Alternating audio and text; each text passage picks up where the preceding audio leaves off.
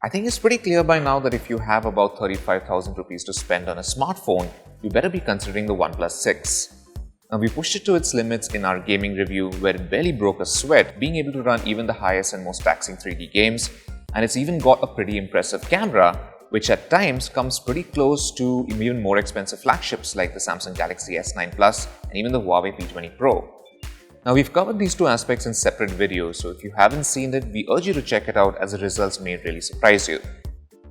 Now, I know many of you guys have been asking for a comparison with the Honor 10, which incidentally does come pretty close to the OnePlus 6 in most respects, except for maybe the battery life, where we found it to be a little underwhelming. We'll still try our best and bring you that, but today we'll be taking a look at the newest competitor to the OnePlus 6, which is the Vivo X21. Now, Vivo is a pretty big name in India, and that's primarily because the company has a habit of attaching its name to pretty much anything and everything out there. From being the title sponsor to the recently concluded IPL cricket tournament, to even being the official smartphone sponsor for the next two FIFA World Cups, it's pretty hard to not have heard of this company. Its latest offering, the X21, is kind of an important phone for Vivo, and a big milestone for the smartphone industry as well, as it's the first smartphone to ship with a fingerprint sensor that's underneath the display. Now, this does give you more creative freedom when it comes to designing phones without needing to do away with the existing functional technology. But these bragging rights come at a premium, and a pretty steep one at that, which puts it back against the OnePlus 6. So, is the X21 just a one-trick pony, or does it really have the chops to take on something like the OnePlus 6? Let's find out.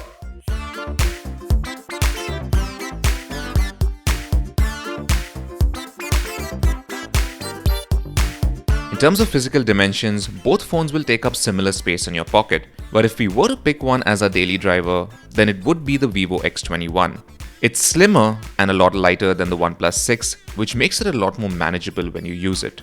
Both phones have glass backs, so they're equally slippery and big fingerprint magnets. The X21 also gets expandable storage, which the OnePlus 6 lacks. Although, we're pretty disappointed with the micro USB port being used on the X21 instead of a Type-C. Now, neither of them have any IP certification for dust and water resistance, but they do have 3.5mm headphone sockets. The X21 and the OnePlus 6 both have exact same display sizes of 6.28 inches with AMOLED panels.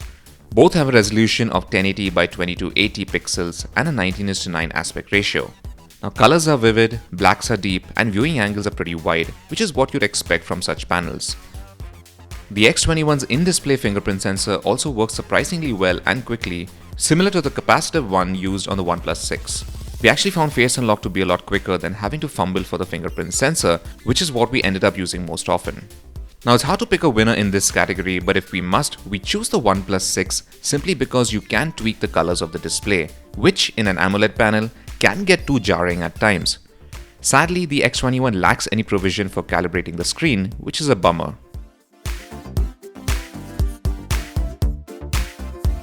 Both phones run on Android 8.1 Oreo with recent security patches underneath their custom skins. Vivo sticks to its Fun Touch OS while OnePlus has Oxygen OS. Simply put, we take Oxygen OS any day over Fun Touch OS for two main reasons. First, it's far closer to stock Android, so there's a smaller learning curve.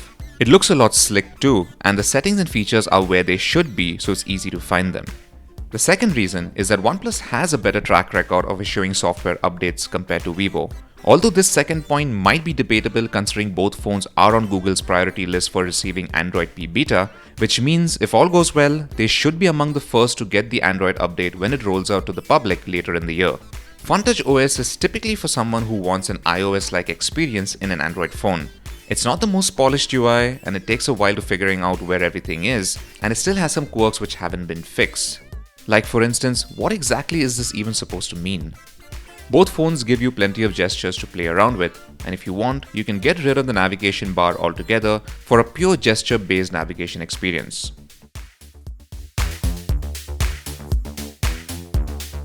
When it comes to performance, there's really no comparison here. The OnePlus 6 features the fastest silicon Qualcomm currently offers, which is the Snapdragon 845 mobile platform. The X21, on the other hand, has an upper mid-range Qualcomm SoC called the Snapdragon 660 mobile platform. Both have octa-core CPUs with inbuilt LTE modems. However, the newer 845 chip is fabricated on a more power-efficient design with a better integrated graphics chip.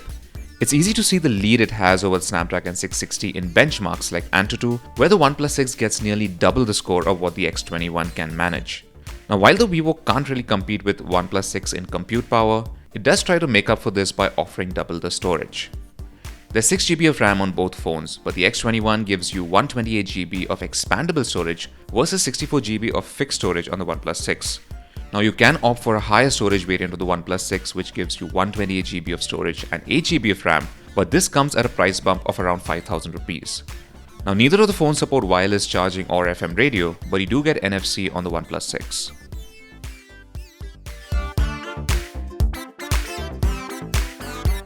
The OnePlus 6 and the Vivo X21 have highly capable rear cameras with super quick focus. There's PDAF on both cameras, but the X21 uses Samsung's dual pixel sensor technology, which makes focusing uncannily quick. Despite the difference in resolution, both produce excellent detail in daytime landscapes with vivid and punchy colors. We prefer the more neutral color tone of the OnePlus 6 to the slightly warmer images produced by the X21.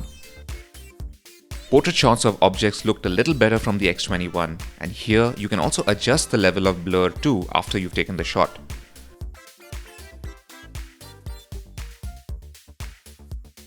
When shooting people, both phones tend to mess up the edge detection here, especially around a subject's head, but once again the OnePlus 6 produces more natural looking skin tones.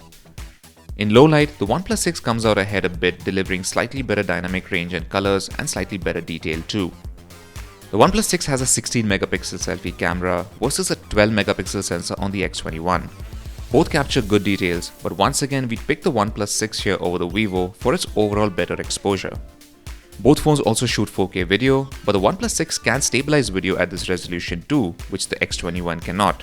It also has the advantage of being able to shoot at a much higher frame rate at 4K, like 60 FPS.